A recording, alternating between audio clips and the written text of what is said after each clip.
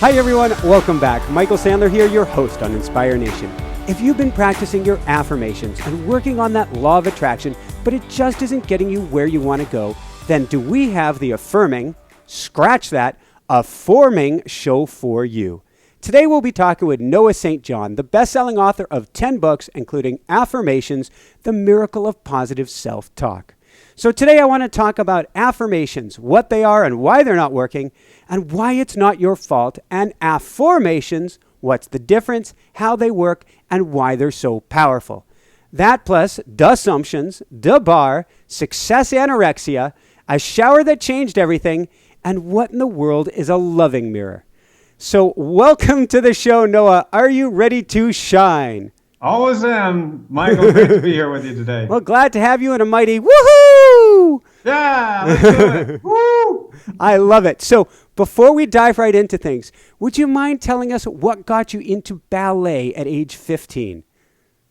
I had braces on my legs like Forrest Gump, so I couldn't walk when I was a little kid. Mm-hmm. And so without the aid of these braces, and one of my pediatricians said to my parents when I was 7 years old, you should really put him into dance classes to strengthen his legs. So I started doing tap dancing when I was 7. Mm-hmm. And then my teacher, who was a male dance teacher, he said, Noah, you should really do ballet because it will strengthen your legs even more. And I said, there's no way you're getting me in tights. That's not going to happen. But he finally kept pushing and pushing. And finally, when I was 15, I relented. I got into my first ballet class. It was me and 30 girls. And I said, why didn't you tell me this before? I can do math. Even I can succeed with these kind of odds in my favor. So that's how I got started. That's a mighty woohoo all to itself. So if we back up to your early childhood, because you're known now for helping a lot of people to become very successful, to make a lot of money, to be able to bring wealth into their lives. But that's not exactly the household you grow up in, is it? God, no, not at all. I grew up poor in a rich neighborhood. I know that sounds like a total cliche, but it's true. I grew up in a little town called Kennebunkport, Maine, that just happens to be one of the wealthiest communities in New England. But my family was dirt poor. I mean that literally. We lived at the bottom of a dirt road in a drafty, unfinished house that my parents ended up losing to foreclosure. So what was really strange, Michael, is that I grew up with that very strange, weird dichotomy between the haves and the have-nots. The haves was everyone else, in the community. The have-nots was my family. And so from a very young age, I was very interested in the question of how come some people succeed when others don't. And I knew that the key was not hard work, because my parents both worked very, very hard. They always had jobs. They were working hard. They struggled. They sacrificed, but they could just never get ahead. So I knew there was something that they weren't telling us and that really nobody around me could tell me. So I just went to the library. I'm a self-help nerd from way back, and so I read all the classics, and I really tried to put it all together just based on this study that I did for many, many years. What got you thinking that there was something you can do about it? Because I think most people in that environment would naturally assume, I come from a poor family, I'm poor. It's in our DNA. It's just the way we are. Well, that's what it was, seeing all these other wealthy people, I mean, literally like across the street from me, and going, well, that they're not even working anywhere near as hard as my parents. And how come they've got lots of money and material things like furniture and food, and we don't? And I mean, I'm like, this doesn't make any sense. So I knew it couldn't be just that we were singled out or something, and we were bad people. It was nothing like that. It was they were working really hard all the time. So I just knew there had to be some certain keys, that you had to turn. And trying to read all those books and do all that studying, that's what led me to the work that I'm doing now. So, but before we get and we'll work our way up the timeline to there, and then that'll be the crux of things. But it's interesting that hard work to you wasn't the answer. You learned that it wasn't the answer. And then you got into professional ballet thinking it's not hard work that's the answer.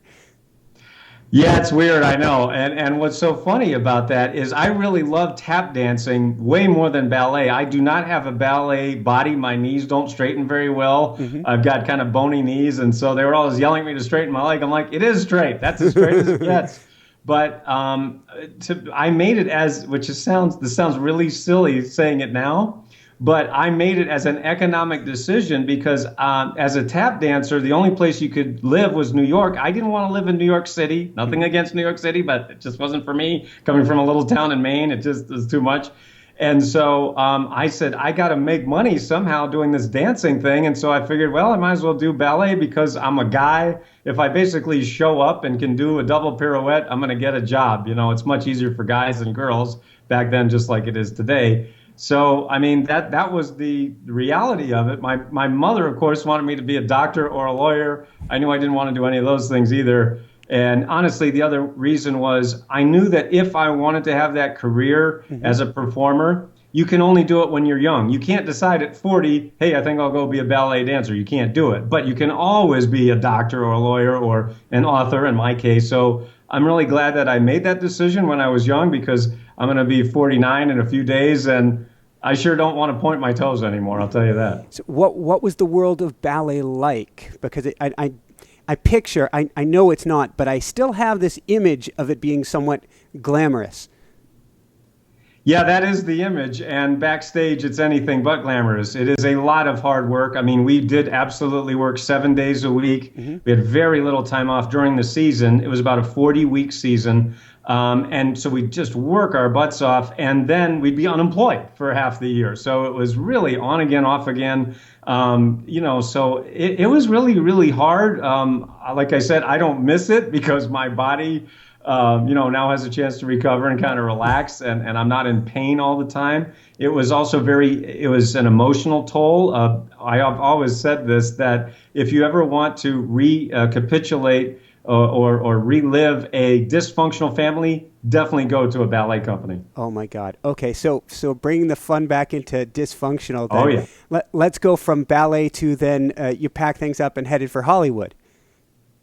Yes, I did. I got injured when I was 22. Like I said, my body was not built for ballet, so I had a career-ending injury. And I said, well, I can't really dance anymore, but hey, I can always act. Acting is easy. You just show up and start talking, so that was easy. So I said, hey, might as well go to Hollywood. Again, I'm young. I'm in my 20s. Might as well do it now so I don't look back later and have that regret. Oh, I wish I should have, could have, would have. Yep. So I did it, went to Hollywood. Hollywood was underwhelmed by my performance. I basically sucked as an actor.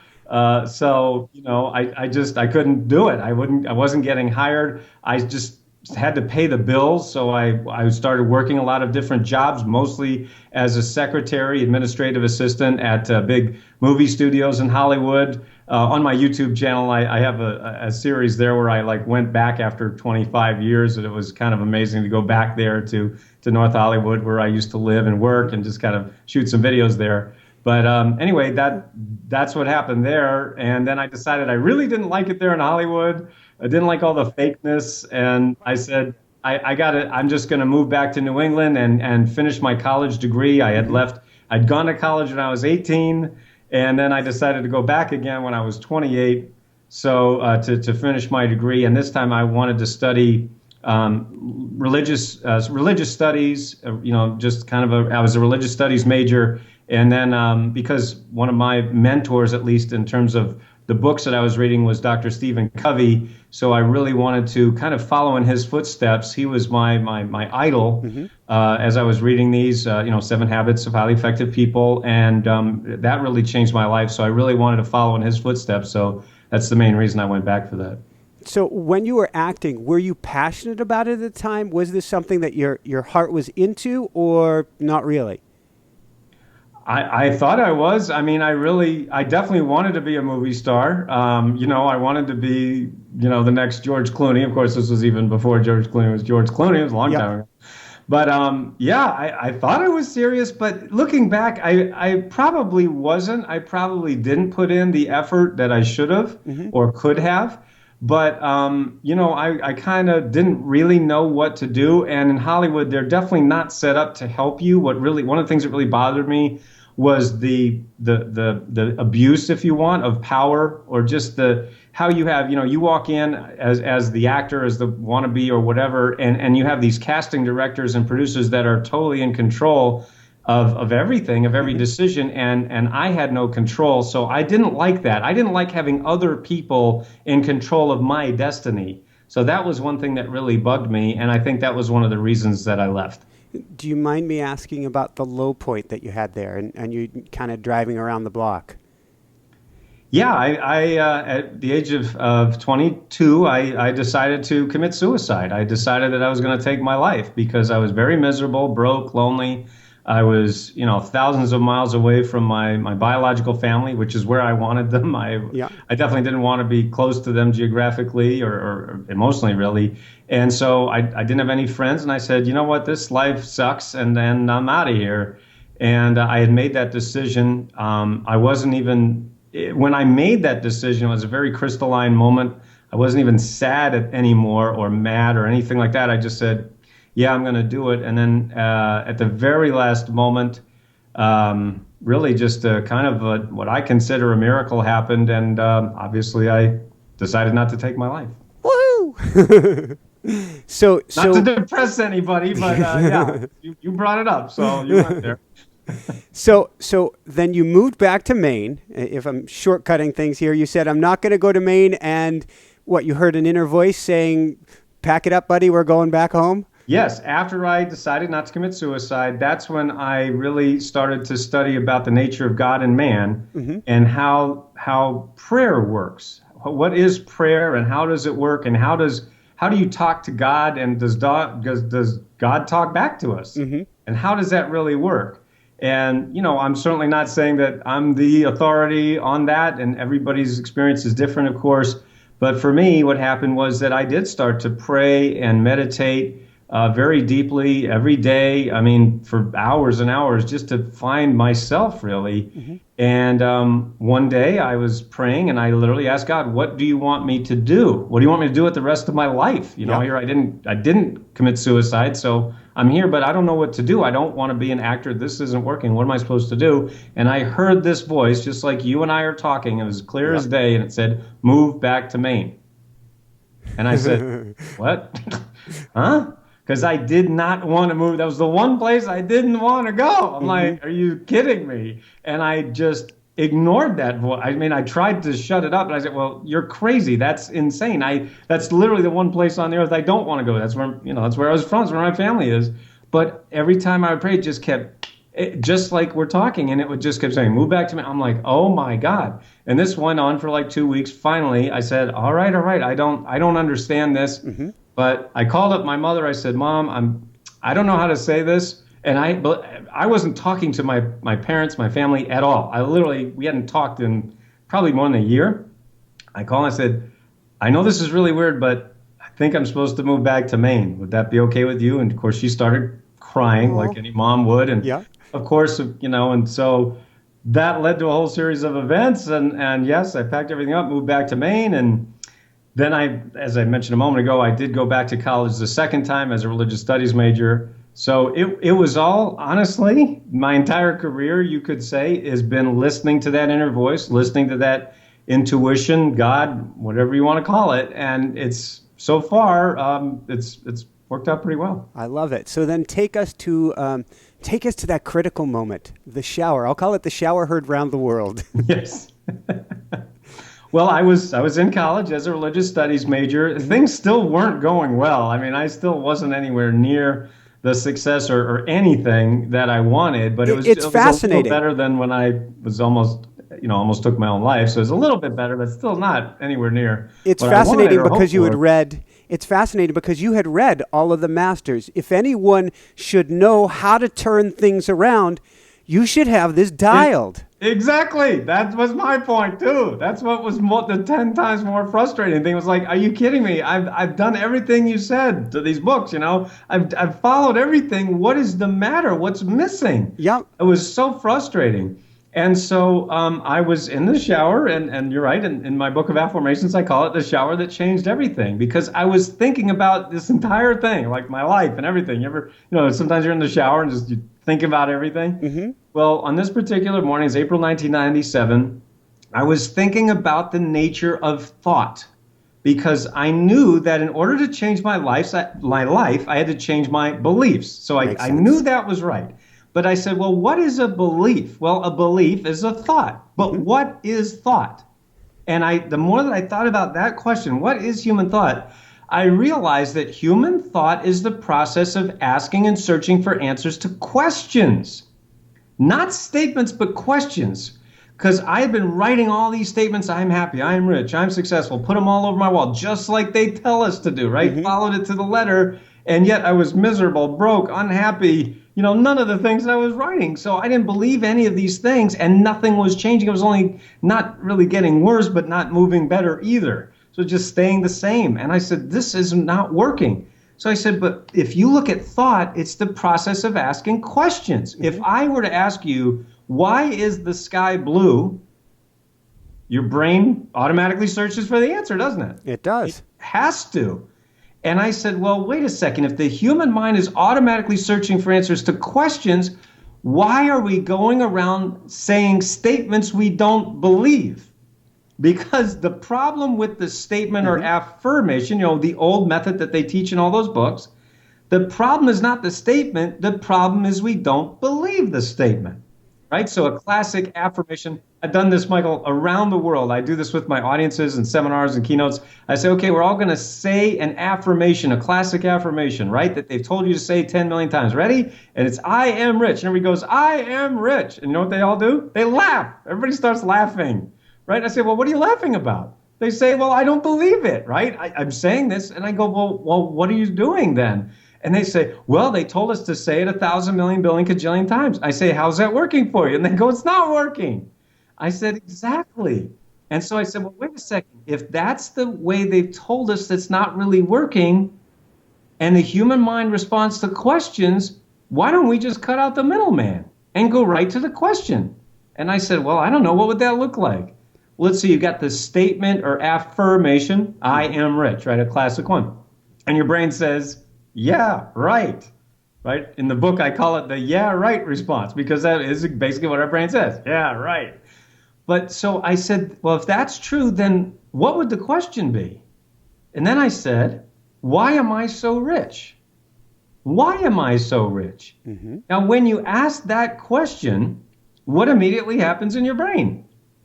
You start searching for the answer, right? So now we all know, everybody, watching this program, I know knows about the law of sowing and reaping, right? As you sow, so shall you reap. This is nothing new. It's been taught for centuries. But what are we sowing? We're sowing seeds of thought. But what are most people doing? Sowing lousy thought seeds. Why am I so broke? Why am I so fat? How come I can't lose weight? How come I can't find someone to love? How come my business isn't growing? Why is there more month left at the end of the money? And you ask lousy questions, what do you get? Lousy answers. And that creates a lousy life. So I said, wait a second, what if instead of asking lousy questions that lead to lousy answers and create a lousy life, what if we just flip the whole thing on its head, start asking empowering questions that lead to phenomenal answers, and create a wonderful life? And as I was standing there in the shower, April 1997, I said, holy cow, I think I just invented something. And so I had to give it a name, and the name I gave it was, as you mentioned, the name of my book, Affirmations, Affformations. And so that is the essence of my discovery, the shower heard around the world, or the shower that changed everything. The discovery of affirmations, these empowering questions that immediately change your subconscious thought patterns. And if you use them following the method that I lay out in the book and my other programs, it literally has to change your life. I like that it's if you give an affirmation, I am wealthy, if you don't have, it's sort of like saying the answer is 8. Well, if I don't know what the problem is, then an answer of 8 is meaningless. And so the subconscious goes, WTF. Right. You're rich? What? Show me something. I don't know how you got from A to B. There is no A. So I think it's brilliant that you're going, why am I rich? And the subconscious goes, okay, well, let me show you. You're smart. You're hardworking. You're willing to go the extra mile. You're exceptionally creative. There's this thing you've been wanting to try. I bet that's why you're rich. Very cool. So can you talk to us about I want to go through, well, let's start with the belief gap. What is a belief gap? The belief gap is the essence of basically what you just said, and what a lot of people have found unwanting to or discovered as a result of using the affirmation, the old method, the statement method. Now, again, I am not saying that affirmations don't work. I'm not saying that. What I am saying is that the problem with the statement is we don't believe the statement. Like basically what you just said. So the point is, let's take the classic example, I am rich, I am wealthy. So when you're trying to change your life, you're trying to go from what I call your CPR to your NDR. Your CPR stands for your current perceived reality, and your NDR stands for your new desired reality. So you're trying to go from where you are, or where you think you are, to where you want to be, or where you think you want to be, okay? And between those two spaces, where you are and where you want to be, there's a gap, right? And I call that the belief gap.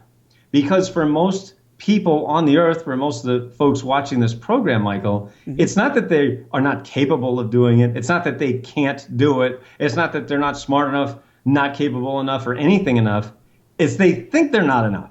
Right? They think they can't do it, and they'll give themselves every reason why I can't do it. Well, I'm not smart enough. I'm too old. I made too many mistakes. I don't have the money. I don't have the time, right? And we find all these reasons why, and then guess what happens? We make ourselves right, right? We always will make ourselves right. The old phrase that we've all heard, whether you think you can or you can't, you're right. That is absolutely true. So what most people do are saying, well, yeah, I want to go from here to there, but I probably can't do it, right? So then they try a couple things and now, see, I told you it wouldn't work. And then, of course, they don't get the results that they wanted. But that the reason, again, I'm arguing is not because you're not capable or anything like that. It's just that you have this belief gap. So one of the things that Affirmations does is it enables the person to eliminate, if not shorten, the belief gap, number one, and number two, provide a bridge over that so that the person is able to get across their gap much, much faster and easier. That makes sense. So I want to go through each of these steps briefly with you in a minute, but before we do that, can you help distinguish the difference between an empowering and a disempowering question? Because we know it's important now to ask questions, but it's important to ask the right questions. And I don't want to intimidate anybody in our audience, but a little question 101 would help. Oh, absolutely.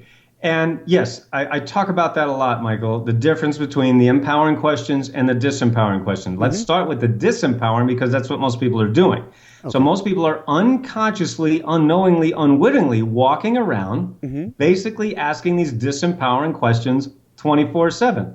Why am I so stupid? Why am I so fat? Why can't I do anything right? How come my business isn't growing? Why can't I get a date on Friday night? How come I'm so lonely? Why does nothing ever work out for me? How come so-and-so has more money than me? And so on and so on and so on, right? Now, you may be asking these questions consciously, and you may not. They might be in the subconscious, but it doesn't matter. Because of the law of sowing and reaping, as you sow, so shall you reap. So the law doesn't care whether you're asking them consciously or subconsciously. You see what I mean? So no matter where they are, you're planting those seeds, and just by virtue of the law, you're going to get what you sow.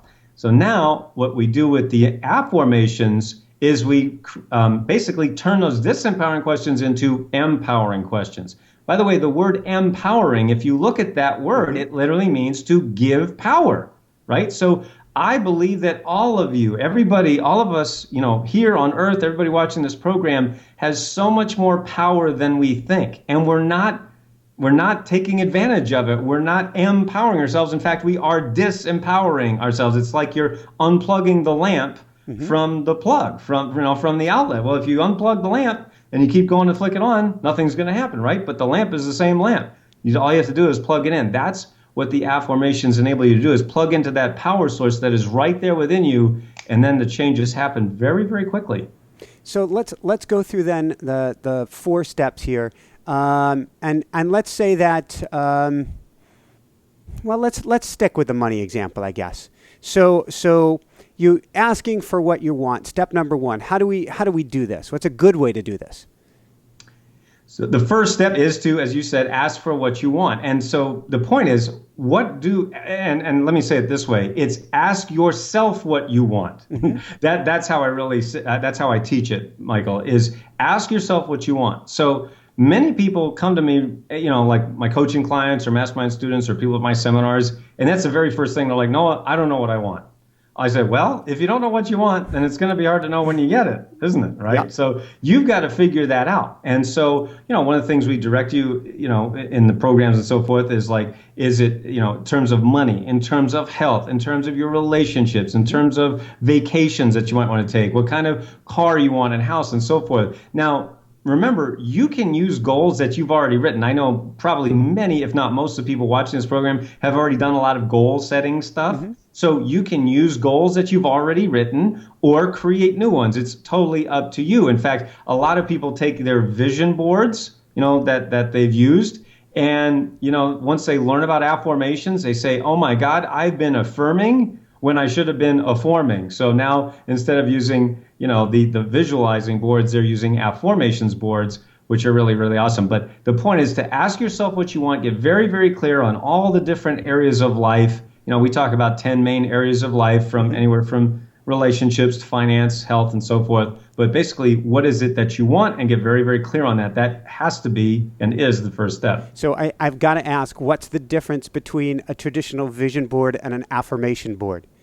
What many people, people who've read my books or taken my programs have told me is that they would put up pictures. We all know what a vision board is, but basically putting pictures up of things you want. It used to be cutting from magazines. Now, of course, you put it on your phone or whatever, and you just look at it and, I want to go to Paris. I want to find, a girl or a guy who looks like this or that, or, have a business that's making lots of money or whatever. Again, your goal is have a body that looks like this, so forth. And so, you're visualizing that in your brain. And then a lot of teachers out there, most of the teachers are saying, now say these affirmations. I am healthy. I am rich. I am loved. And again, I'm not saying it's wrong. I'm just saying for most people, you're banging up against your belief gap. You're banging up against your brain. And basically what they say, if you think about it, is, well, if you don't believe your statements, just bash your brain into submission. That should work sometime. Ow. Well, sometimes it does, and many times it doesn't. So again, not saying it's wrong. I'm just saying, here's another way to look at it. So what goes then in before we put the pictures on the board? What do we put now? Is there question marks? What makes it an affirmation board? Well, that's step 2. So the step. Okay, the second step is to affirm what you want. All right. So affirm. And by the way, the word affirmations, many people ask me this, so I'll just address this. Go for it. They ask me, where did the word affirmation where did that word come from? Mm-hmm. And the word affirmation comes from the Latin word firmare, which means to make firm. Now, the word affirmations that I invented, and by the way, it's perfectly legitimate to invent a new word when you have a new way of looking at the universe or new technology. Isn't it true we often need a new word to describe it? Like right now, we're on a webinar, we're on Skype, on the internet, using software. All of these words are very, very new in terms of human history. They've only been around a tiny, short period of time, but now, of course, we use them every day. But it's a new technology. We needed a new word. What I'm sharing with you is a new technology of the mind. Mm-hmm. So affirmations comes from the Latin word formare, which means to form or give shape to. So what I often ask my audiences and my coaching clients is, what if you're making something firm, but it's in the wrong form? That's called forming a life you didn't want. Yeah. Right? Using We're those good at that. disempowering questions like I was mentioning. So the point about the second step about affirming, so you affirm that what you want is already here. It's already true. It's already happened. Mm-hmm. And what you're doing is you're literally forming new questions. For example, like ones I've been sharing with you already in this interview. Why am I so happy? Why am I enough? Why am I so wealthy? Why am I so rich? You're forming empowering questions that are in fact going to combat and over time will supplant the disempowering questions that you've been unknowingly asking probably for a long, long time. What is a dissumption? A dissumption is another word I invented. I just like to invent words that stands for disempowering assumption. All right. So the assumption being, again, the classic default human belief or human dissumption is, I'm not enough. right? If you were to just ask, which I ask my list all the time, like what kind of head, I call it head trash. That's your head trash that's going all around, basically saying I'm not enough. That is the assumption. And remember, you're going to make it true. Whether it's true or not, you are going to make it true. So we all have so much more power than we think, as I keep saying. So my point is the assumption is, well, I can't do it because, right? Because I'm not enough. I'm not blank enough, tall enough, rich enough, whatever, right? So that is it's a very powerful thing that unfortunately most people are using against themselves. So using affirmations is, again, another way to combat that and overcome it.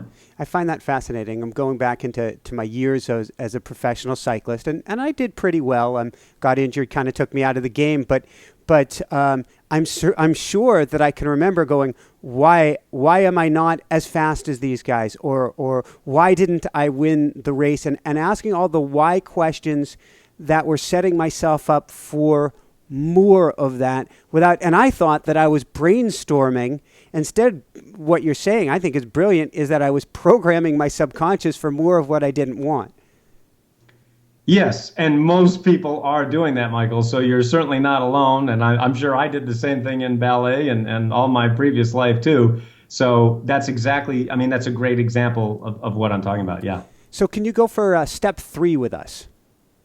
The third step in the affirmations method is to accept. Mm-hmm. All right. So you ask, you affirm, you accept. That means you have to get this in your mind body. This isn't magic. It's science, right? I say that on our campus at successclinic.com. I say that all the time. It's not magic. It's science. All right. Mm-hmm. You're already using affirmations anyway. In fact, you just gave us a perfect example of that. Not knowing any better, which most people don't. Again, it's not that people aren't motivated or don't want to get better. They just haven't been given this tool, right? Or shown how to do this properly. And so the point is, you're asking these assumptions, you're asking these disempowering questions. Mm-hmm. So when you accept them, I talk about the four modes of human communication: reading, writing, speaking, and listening. So you want to use all of these. You want to read them, in my books or my programs. You want to write them down longhand or on your computer. You can say them out loud. We have a lot of couples, spouses who say them to each other,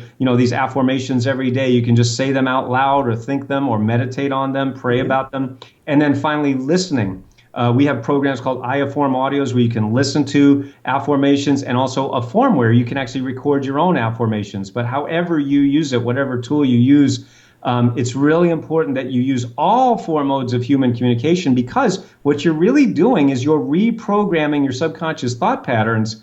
And, as I mentioned a moment ago, most of us have been doing it for a long, long time. The great news is, using these empowering questions, we've seen people just get really remarkable results in a very short amount of time. In other words, let's say you've been saying disempowering questions for 20 years. It doesn't take another 20 years to get the empowering ones. We've seen amazing results in as little as 90 days or less. So you're accepting it. What does that mean to accept it? Well, going back to the assumptions, right? Most people assume I'm not good enough. That is, I accepted that as a truth a long time ago, right? Mm-hmm. And so you have to accept a new truth, which is I am enough. Or why am I enough? See, that would be the affirmation method of that, or formulation, right? Why am I enough? If I've been saying I'm not enough for, let's just say 30 years, I'm probably not going to believe why am I enough, or even I am enough, in 5 minutes, right? Mm-hmm. So that's why I'm saying the practice of it is just like you're already doing. I'm sure most folks are doing some type of meditative practice or writing or journaling. All we're saying is, hey, here's another tool for your toolbox. Mm-hmm. And like I just said a moment ago, it's not going to take 10, 20 years to get it. You can get this in probably about 5 minutes. Woohoo! So going from there, then what's step 4? The final step, and this is the most crucial step, this is the step that a lot of people forget, mm-hmm. but is to act. Take action. We call it on our campus, take inspired action. Mm-hmm. What that means is, it's great to think positive, it's great to be motivated, but one of the things we say on our campus is that one positive action beats 1,000 positive thoughts, right? I often use the analogy of building a house. Mm-hmm. Imagine if you want to build a house and you're sitting there and you go, well, I'm thinking about my house and it's going to have 5 bedrooms and a 4-car garage, and it's going to have a beautiful kitchen, and you're thinking about it, right? Mm-hmm. Now, can you sleep in that house? Well, no, of course not. You just thought about it, right? It's great to think, and thinking is great, and thinking positive is great. But at the end of the day, here on planet Earth, we have to take action. It's kind of like the person who wants to have six-pack abs and wants to sit around eating potato chips, watching television, never exercising. But I'm thinking positive, right? No, it's not going to happen. On the planet Earth, we have to do this annoying thing called work to get the result that we want, whether it's money or relationships or your health or happiness or whatever it is. So it is crucial that you take action. We call it take inspired action, kind of like the examples that I've been sharing. You kind of listen to your gut, your inner knowing, your intuition, God, whatever you want to call it. And sometimes it doesn't make any sense. Sometimes you're doing things that literally seem crazy even to you, but just that one thing that sounds crazy to you might very well be the thing that gets you to that result that you've been wanting for a long time. Beautiful. We have a lot of people that write into the show, and probably the number one question we've been getting lately, and I want to pose it to you, is how do I get unstuck?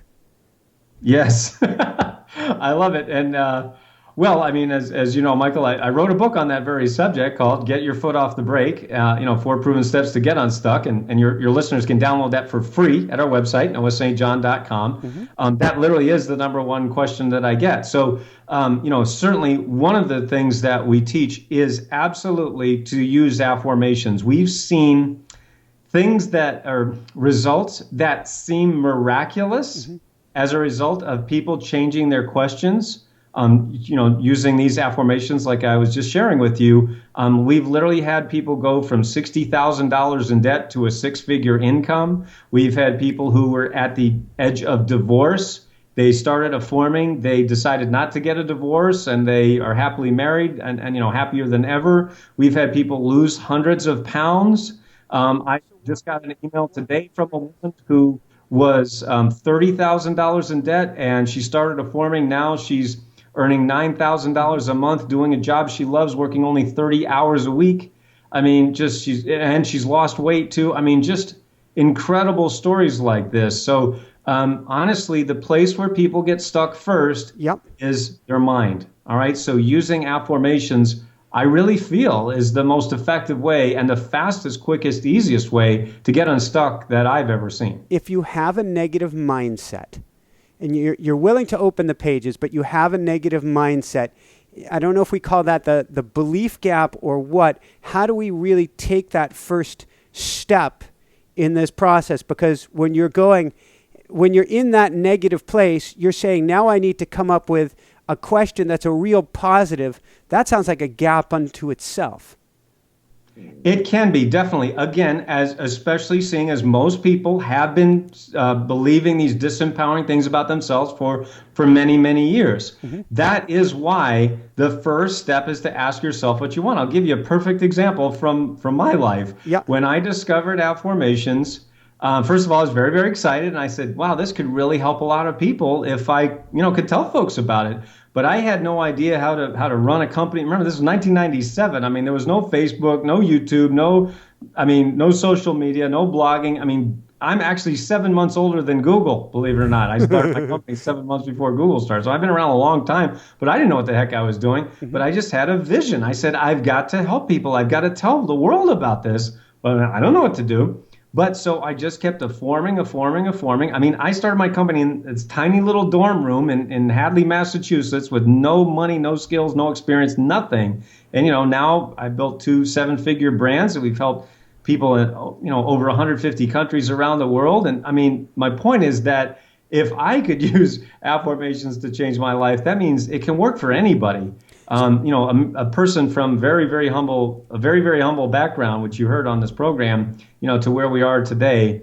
So honestly, let's go over. I don't think there's anything that can't be done. Woohoo! So let's go over, and then we'll start to wrap this up, and then we'll do a little exercise at the end after we say goodbye to people. So hang around if you're listening to this for that exercise. Maybe we can go over briefly a few affirmations for a few different categories. So first off, what are a few good affirmations for physical health? Okay, so affirmations for physical health. Yeah. Basically, what I would do is, again, I would encourage people to to write down what is it you want. So when you say physical health, of course, there are a lot of different forms of that. Would you like to lose, 10, 20 pounds? Would you like six pack abs? Would you like just to, to feel better, to have more vitality, more energy throughout the day, and so on and so on? I mean, of course, there are many, many forms of that. What I, just like to be happier, just like to feel better, just not like to be depressed or moping around or whatever, again, whatever the result might be. Again, the affirmations for that would be something like, why am I so healthy?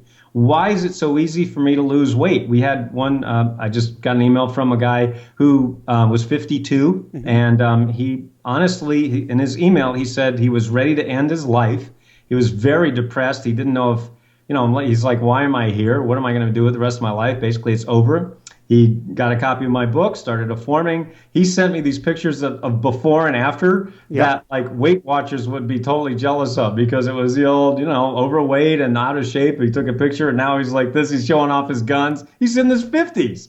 And I'm like, dude, beautiful. And he said, it happened because of Affirmations. And, he got his life back and just everything. It was truly inspiring. So, I mean, those are just a few examples of what you can do for your physical body, physical health. What would be a few affirmation statements you could use for emotional health? So emotional health would be something like, why am I enough? I would argue that most emotional pain, most emotional stuckness is caused by the belief that I'm not enough. So I would argue that the counter argument to that is, why am I enough?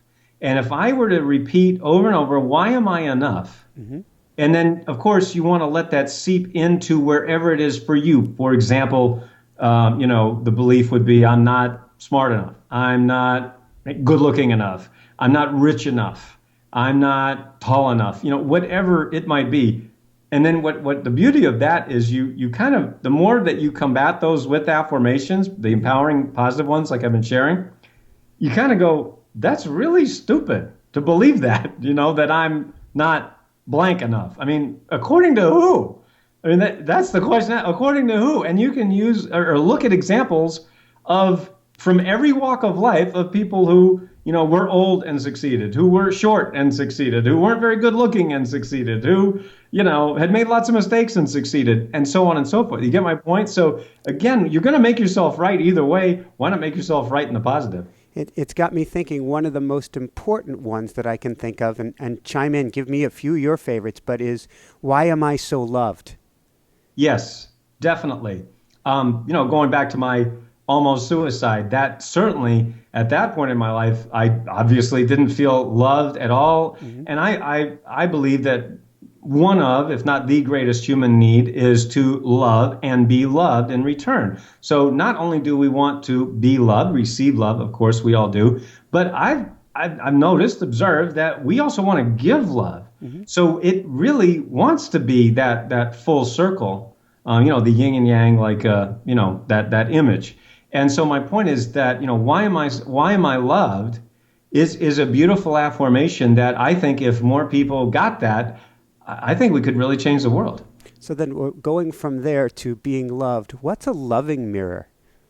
Or what a loving mirror is part of my system that I also teach called the Power Habit System, where I teach the power habits of unconsciously successful people who are unconscious at allowing themselves to succeed. Those are kind of my two main flagship brands, Affirmations and Power Habits. So a loving mirror is one of the power habits to what I call engage your loving mirrors. Engage the people who believe in you before you believe in yourself. I've had the opportunity to interview over 100 millionaires, multimillionaires, and even a couple of billionaires. And in every case, they had someone believe in themselves or believe in them before they believed in themselves. But here's the key. They were totally unaware of it because they've always had it. So that's why, again, what I teach is the power habits of unconsciously successful people. They couldn't teach you this stuff because they've always had it. So a loving mirror is a person who believes in you before you believe in yourself. And that is, in fact, a sine qua non of success, without which if you don't have those loving mirrors, I'm not saying you're not going to succeed, but you're certainly not going to succeed to the level that you're really capable of. That makes sense. So a wrap-up question we like to ask all of our guests just before the end is, what brings you the greatest happiness, or what I call the woohoo factor? Honestly, Michael, it is reading the stories like I've shared just a few with you here today on this program. Just the emails that I get, people writing me on social media, talking about how affirmations or power habits have changed their lives. Here we are. Many of us are entrepreneurs. We're sitting here in our offices, and we get to connect with people like this on Skype or virtually. But that's why I love doing live events and having people come up, give me a hug, showing me the before and after pictures. You changed my life. That is what gives me the greatest amount of joy, and it lets me know that, yep, I'm doing what I'm supposed to be doing here on planet Earth. I love it. So where can people go to find out more and to find your books and to get that free download or book that you mentioned? Absolutely. You can just go to noahstjohn.com. That's my name, NOAHSTJOHN, noahstjohn.com. It's right there. It's called Get Your Foot Off the Brake, and I'll be happy to send that to you as a free download. And then, of course, you can look at our other products and things like that. And, that's all available there at noahstjohn.com. Fantastic. And any last words of wisdom you want to share with people? Yes, absolutely. I want to just share the 5 words that have changed my life, and hopefully will help the folks out there to change theirs or to whatever it might be in your life. And that is to give yourself permission to succeed. Give yourself permission to succeed. Get your foot off the brake. Don't go down the road of life with one foot on the brake. Give yourself permission to succeed. Use affirmations, and please feel free to let me know if this has added value to your life. Again, please contact me on our website or social media. Love to hear from you. Fantastic. And if you didn't get the URL because you're driving down the road, don't worry about it. Go to inspirenationshow.com. We'll have the URLs. We'll have the link to get you over to Noah as well. So I want to thank you so much for being on the show, Noah. Hang around. We'll do that brief exercise afterwards. For everyone out there, this is Michael Sandler saying, be well, have fun, give yourself permission to succeed, practice those affirmations, and shine bright. Woohoo! Thank you. Thank you. Thanks so much for watching. If you enjoyed it, be sure to like below. Also, leave your comments. Have some real fun with it. Subscribe to our channel where you're going to get more great videos, more interviews coming up. And check out our website, inspirenationshow.com. That's where you'll find tips, blogs, information, videos you won't find anywhere else, and useful and helpful resources to really help you kickstart your life and to shine bright. Thanks so much again. Thank you for your support. Like, comment, subscribe. See the website. Thanks so much and have fun. Of course, shine bright. Woohoo!